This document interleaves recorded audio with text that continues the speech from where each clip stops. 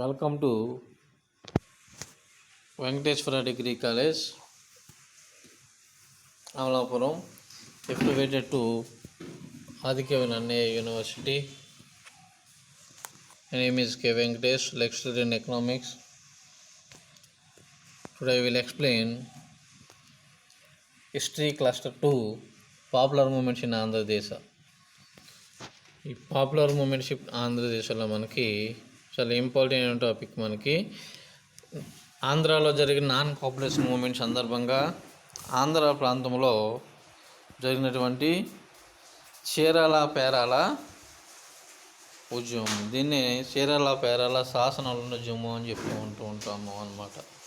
So అదేమిటి అనేది మనం ఇప్పుడు తెలుసుకోవడం జరుగుతుంది. చీరాల పేరాల శాసనోల్లంఘన ఉద్యమము, చీరాల పేరాల శాసనోల్లంఘన ఉద్యమము అని మనం చెప్పుకుంటూ ఉంటాము అన్నమాట. ఇక్కడ 1921 ఏప్రిల్ 25న భారతదేశం సహాయ నిరాకరణ ఉద్యమ చరిత్రలో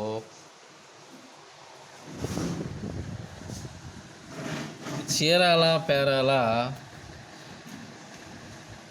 ఉద్యమం అనేది నిరూపమానమైనదిగా మనం చెప్పడం జరుగుతూ ఉంటుంది అన్నమాట. చాలా దేశంలోని చాలా ప్రముఖమైనటువంటి ఘట్టంగా దీన్ని మనం చెప్పడం జరుగుతూ ఉంటుంది. చీరాల పేరాల ఉద్యమం మనం చెప్పడం జరుగుతూ ఉంటుంది అన్నమాట. 1921 ఏప్రిల్ 25వ తారీఖున చెప్పడం జరిగింది అన్నమాట. చాలా ప్రముఖమైనటువంటి ఉద్యమం ఇది. అసలు దేశంలో ఎక్కడా జరిగినటువంటి విధంగా ఈ చీరాల పేరాల ఉద్యమం అనేది జరిగినట్లుగా మనం చెప్పవచ్చును అన్నమాట. ఇక్కడ ఈ ఉద్యమము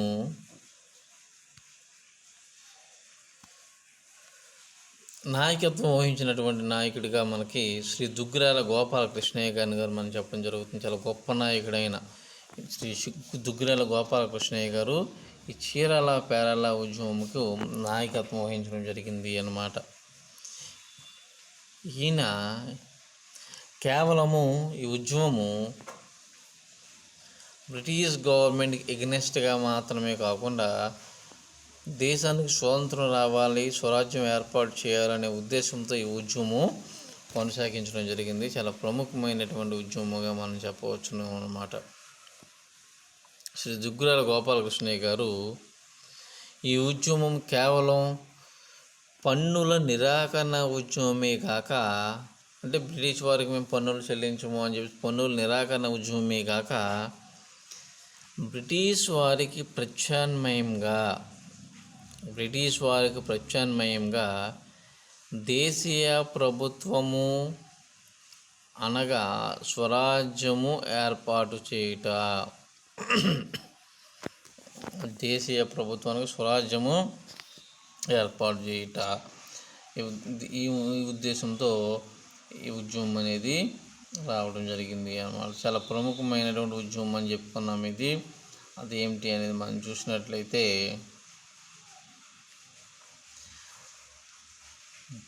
జాండ్రాపేట, వీరరాఘవపేటలతో కలిసి ఉన్న చీరాల, ఇప్పుడు కూడా ఉన్న చీరాల,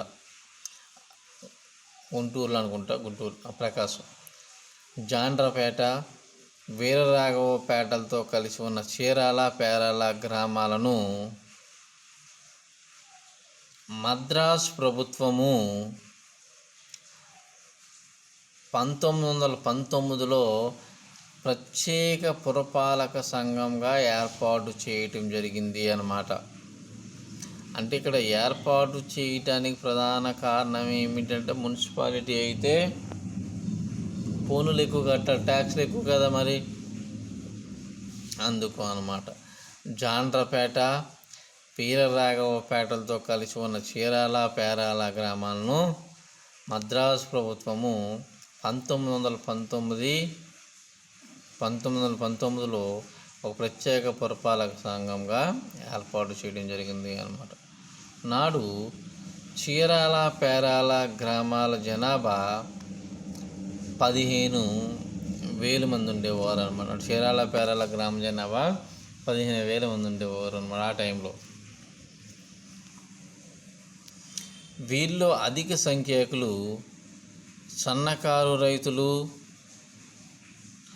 పేద కార్మికులు, చేనేత శ్రామికులు ఉండేవారు అన్నమాట.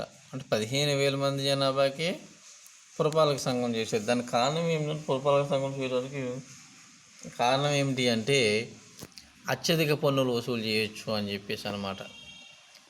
వీరికి రోజు కూలి 4 లేక 5 అనాలు ఇచ్చేవారు. ప్రత్యేక పురపాలక సంఘంగా ఏర్పాటు చేయటం వలన వారికి ఏ విధమైనటువంటి అదనపు సౌకర్యాలు కూడా లేకపోగా అధిక పన్నుల భారం పడడం జరిగేది అన్నమాట. వీరికి రోజు కూలి 4 లేక 5 అనాలు ఇవ్వడం జరిగేది. ప్రత్యేక పురపాలక సంఘంగా ఏర్పాటు చేయటం వలన వారికి ఎట్టి అదనపు సౌకర్యాలు లభింపకపోగా వారిపై అధిక పన్నుల భారం పడెను.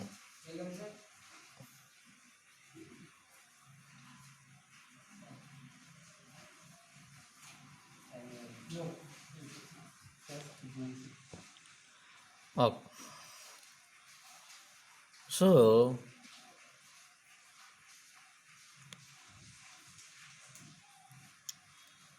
అంతకు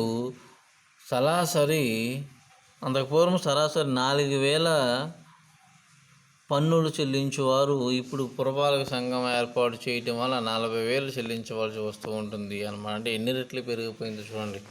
అంతకుముందు కేవలం 4,000 పన్ను చెల్లిస్తూ ఉండేవారు, ఇప్పుడు 40,000 వరకు పన్ను చెల్లించడం జరుగుతూ ఉండేది అనమాట. కొన్ని రెట్లు పన్ను అనేది పెరిగిపోవడం జరిగింది అన్నమాట. ఈ పురపాలక సంఘంగా ఏర్పాటు చేయటం వలన అనేక రకాలుగా ఉన్నటువంటి ప్రజలు నష్టపోయారు. ఎందుకు? వాళ్ళకి సౌకర్యాలు లేవు, కానీ ఆర్థికంగా వాళ్ళపైన భారం అనేది పడింది అన్నమాట. అందువలన ప్రత్యేక పురపాలక సంఘమును రద్దు చేయవలసిందిగా కోరడం జరిగింది. ప్రత్యేక పురపాలక సంఘమును రద్దు చేయవలసిందిగా కోరడం జరిగింది అన్నమాట. ప్రభుత్వము ఈ విన్నపాన్ని ఖాతరు చేయక 1920లో ఎన్నికలు జరిపి 11 మంది సభ్యులు గల నూతన పురపాలక సంఘాన్ని ఏర్పాటు చేయడం జరిగింది అన్నమాట. తను రద్దు చేయమని డిమాండ్ పెట్టారు. ఆ రద్దు చేయకపోగా వీళ్ళు చేసింది ఏంటంటే నూతన పురపాలక సంఘాన్ని ఏర్పాటు చేయడం జరిగింది. ఎలక్షన్ పెట్టి నూతన పురపాలక సంఘాన్ని ఏర్పాటు చేయడం జరిగింది అన్నమాట. 1919 నుండి 1920 సంవత్సరములకు ప్రజలు ప్రభుత్వమునకు పన్నులు చెల్లించినను ప్రభుత్వమునకు మున్సిపాలిటీ రద్దుకు విజ్ఞప్తులు మాత్రము చేయటనే ఉన్నారు అన్నమాట. 2వ సంవత్సరం అంతను పన్నులు చెల్లించుట మానివేయటం జరిగింది. ఎన్నికైన పురపాలక సంఘము ప్రజాభిప్రాయాలను గ్రహించి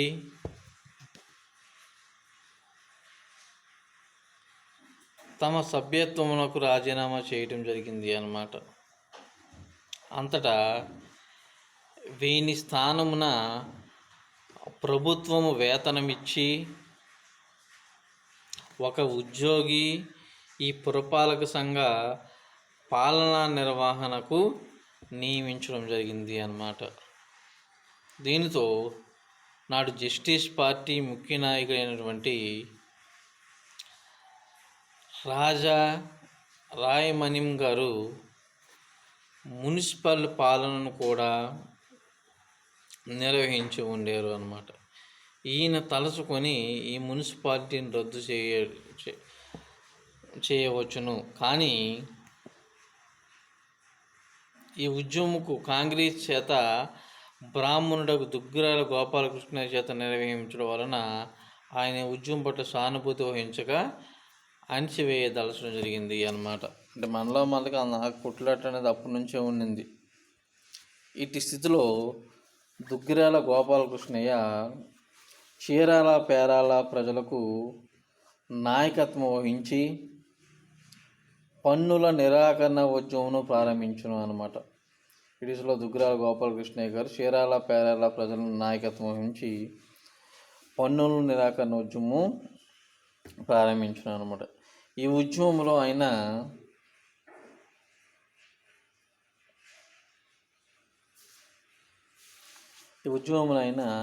ఏర్పరిచిన 1000 మంది సభ్యులు గల రామదండు అనే శాంతి సేన ఆయనకు కుడి భుజమై ప్రముఖ పాత్ర వహించును. పన్నులు చెల్లింప నిరాకరించిన వారి ఇల్లు సామాన్లకు ప్రభుత్వము వేలము పెట్టగా కొనడానికి ఎవరు ముందుకు రాలేదు. దీనితో పన్నులు చెల్లింపు నిరాకరించుటకు 12 మందిని ఒక స్త్రీతో సహా అరెస్ట్ చేయడం జరిగింది అన్నమాట. నిరాకరించినటువంటి వాళ్ళలో 12 మందిని ఒక స్త్రీతో సహా అరెస్ట్ చేయడం జరిగింది అన్నమాట. బహుశా సత్యాగ్రహ ఉద్యమంలో పాల్గొన్నందుకు కారాగార శిక్ష అనుభవించిన మొదటి భారత స్త్రీ ఆమె అని చెప్పవచ్చును. భారత ప్రభుత్వ అణిచివేత చర్యలు మితిమీరుడుతో నాడు ఏఐసిసి సమావేశంకు విజయవాడ వచ్చిన గాంధీజీని చీరాల రావాల్సిందిగా గోపాలకృష్ణయ్య కోరడం జరిగింది. 1921 ఏప్రిల్ 6న గాంధీజీ చీరాల సందర్శించి 2 ప్రతిపాదనలు చేయడం జరిగింది అన్నమాట. దీనిలో మొదటిది పన్నుల నిరాకరణ ఉద్యమం కొనసాగించుట లేదా ప్రజలందరూ ఊరు వదిలి వెళ్ళిపోవుట. పన్నుల నిరాకరణ ఉద్యమం కొనసాగించుట, 2 ప్రజలందరూ ఊరు వదిలి వెళ్ళిపోవుట. దీన్ని బేస్ చేసుకుని గాంధీజీ సలహా మేరకు శ్రీ దుగ్గిరాల గోపాలకృష్ణయ్య గారు చీరాల పేరాల వాసులను 1921 ఏప్రిల్ 25న రాత్రి ఖాళీ చేయించడం జరిగింది అన్నమాట. 1921 ఏప్రిల్ 25న రాత్రి ఖాళీ చేయించడం జరిగింది అన్నమాట. వీరు తమ మూటా మూళ్ళే సర్దుకొని గోపాలకృష్ణయ్య నాయకత్వమున మున్సిపల్ సరిహద్దులు దాటి ఇసుక తిన్నెల్లో పన్నశాలలను చిన్న చిన్న హట్స్ లాగా అన్నమాట ఏర్పాటు చేసుకొని రామ్నగర్ అనే పేరు పెట్టి అక్కడ నివాసం ఉండడం సాగారు అన్నమాట. అక్కడ అంతకుముందు దుగ్గిరాల గోపాలకృష్ణయ్య గారు ఏర్పాటు చేసినటువంటి రామదండు బావులను తవ్వి అలానే ఆ చిన్న చిన్న కుటీరాలను ఏర్పాటు చేయడానికి సహాయం చేయడం జరిగింది అన్నమాట. ప్రత్యామ్నాయ ప్రభుత్వ స్థాపన. రామ్నగర్ నందు గోపాలకృష్ణయ్య గారు తన అధ్యక్షతన అన్ని కులముల ప్రతినిధులతో సుమారు 200 మందితో ఒక పంచాయతీని ఏర్పాటు చేసి పౌర విషయములన్నీ పంచాయతీ పాలనలో ఉండునని, పౌర విషయములందరూ పంచాయతీ పాలనలో ఉండునని, ఈ పంచాయతీ చోళ గ్రామ కమిటీల వలె పనిచేసే రామ్నగర్ సర్వతోముఖాభివృద్ధికి కృషి చేశాను అన్నమాట. ఈ విధంగా 11 నెలలు ఈ ప్రత్యామ్నాయ ప్రభుత్వము పనిచేయటం జరిగింది అన్నమాట. ఈ 11 నెలలు రామ్నగర్ వాసులు దుర్భర వేసవికి అధిక వర్షపాతములకు గురవి అయినా కానీ చలించక ఉద్యమం కొనసాగించడం జరిగింది అన్నమాట. ప్రత్యామ్నాయ ప్రభుత్వ పతనము అన్నమాట. ప్రకృతి దాడికి తట్టుకోలేక ప్రభుత్వము మాత్రం వారిని బంధించుట కొనసాగించును. ప్రభుత్వ ఆస్తి అయిన పోరంబోకు భూములు అనుమతి లేకుండా గుడిసెలు వేయటం చట్ట వ్యతిరేకం కాబట్టి బ్రిటిష్ గవర్నమెంట్ వాళ్ళని వెకేట్ చేయించడం జరిగింది అన్నమాట. అందుకు వారిపై విపరీతంగా పన్నులు విధించడం జరిగింది. దీనితో వారు ఖాళీ చేయటం ప్రారంభించారు అనమాట. ఒక్కొక్క గుడిసెకు సుమారు 20 రూపాయల నుంచి 40 రూపాయల వరకు ప్రభుత్వము వసూలు చేయడం జరిగింది అన్నమాట. సో ఈ విధంగా 1025 అపరాధ రుసుము విధించడం జరిగింది అన్నమాట. బహుశా ప్రపంచ చరిత్రలో ఇటు దారుణమైన పన్నుల విధానము ఏ యుగం నందు లేదు అన్నమాట. ఇక్కడ కాశీపోయిన రామేశ్వరం శనేశ్వరం వదలనట్టు ప్రజలు అనేక ఇబ్బందులు పాలయ్యారు. కార్మికులకు పని దొరక అనేక కష్టాలు అనుభవించడం జరుగుతూ ఉండేది ఈ పీరియడ్లో అన్నమాట.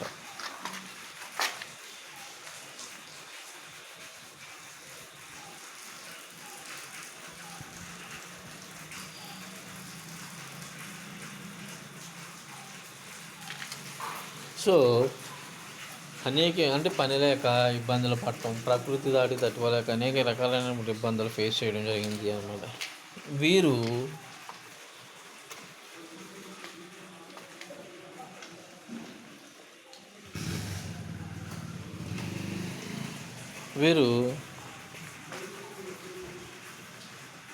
వీరిని ఆదుకోవడం కొరకు గోపాలకృష్ణయ్య గారు ఊరు తిరిగి సందాలు ప్రోగు చేయడం జరిగింది అన్నమాట. కాంగ్రెస్ కొంత ఆర్థిక సహాయం కూడా వీరికి చేయడం జరిగింది అన్నమాట. ప్రభుత్వ ఆజ్ఞలను ఉల్లంఘించి 1921 సెప్టెంబర్లో బరంపురం నందు జరిగిన ఆంధ్ర మహాసభ యందు ప్రజలను శాసన ఉల్లంఘన ఉద్యమంకు ప్రోత్సహించుటచే ఆయనను అరెస్ట్ చేసి 1 సంవత్సరము జైలు శిక్ష విధించారు. దీంతో గోపాలకృష్ణయ్య నిర్బంధంతో రామ్నగర్ వాసులకు నాయకత్వం వహించేవారు కరువైపోయారు అన్నమాట. ప్రజల్లో ధైర్యాలు సన్నగిల్లడం జరిగింది. 1922 జనవరిలో చౌరీ చౌరా సంఘటనతో సహాయ నిరాకరణ ఉద్యమం ఆగిపోయినట్లుగా మనం చెప్పడం జరుగుతూ ఉంటుంది అన్నమాట. సో ఈ విధంగా సహాయ నిరాకరణ ఉద్యమం అనేది మనకి జరిగినట్లుగా మనం చెప్పవచ్చును అన్నమాట. అంటే ఈ సహాయ నిరాకరణ ఉద్యమంలో ప్రముఖంగా మనం చెప్పుకోవచ్చింది ఆంధ్ర ప్రాంతానికి సంబంధించి చీరాల పేరాల ఇష్యూగా మనం చెప్పుకోవచ్చు. చాలా ప్రముఖమైనటువంటి ఘట్టంగా మనం చీరాల పేరాల ఇష్యూని చెప్పడం జరుగుతూ ఉంటుంది అన్నమాట.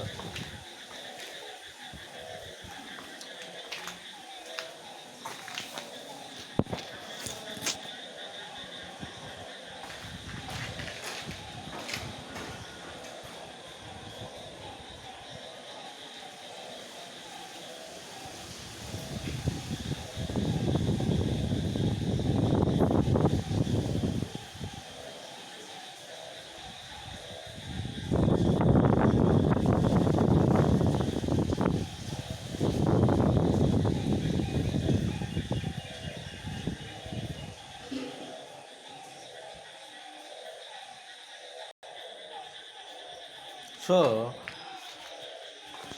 ఇది మనకి చీరాల పేరాల సంఘటనగా మనం చెప్పవచ్చును అనమాట. ఎందుకు ఇది అంత ప్రముఖమైంది అని మనం చెప్పినట్లయితే ఫస్ట్ భారతదేశంలోనే జైలుకి స్వరాజ్య ఉద్యమంలో పార్టిసిపేట్ చేస్తూ జైలుకి అయినటువంటి స్త్రీ ఈ ఉద్యమంలోనే పార్టిసిపేట్ చేసినట్టుగా మనం చెప్పవచ్చు. అదేవిధంగా స్వరాజ్యం అంటే ప్రత్యేకమైనటువంటి ప్రభుత్వాన్ని ఏర్పాటు చేసింది కూడా ఇక్కడే అని మనం చెప్పవచ్చు. అంటే ఒక ప్రత్యేకమైన ప్రభుత్వాన్ని ఏర్పాటు చేసి రన్ చేసినటువంటి ఉద్యమంగా కూడా మనం దీన్ని చెప్పడం జరుగుతూ ఉంటుంది అన్నమాట. అంటే స్వదేశీ ప్రభుత్వాన్ని ఏర్పాటు చేసిన ఉద్యమంగా కూడా మనం ఇక్కడ చెప్పడం జరుగుతూ ఉంటుంది అన్నమాట. సో చాలా ప్రముఖమైనటువంటి ఉద్యమంగా మనం చెప్పవచ్చు అన్నమాట. అర్థమైందండి. సో నెక్స్ట్ వచ్చేటప్పటికి పెన్నాంతో పాటు పన్నుల ఇష్యూ కోసం మనం నెక్స్ట్ క్లాస్లో డిస్కస్ చేసుకోవచ్చు.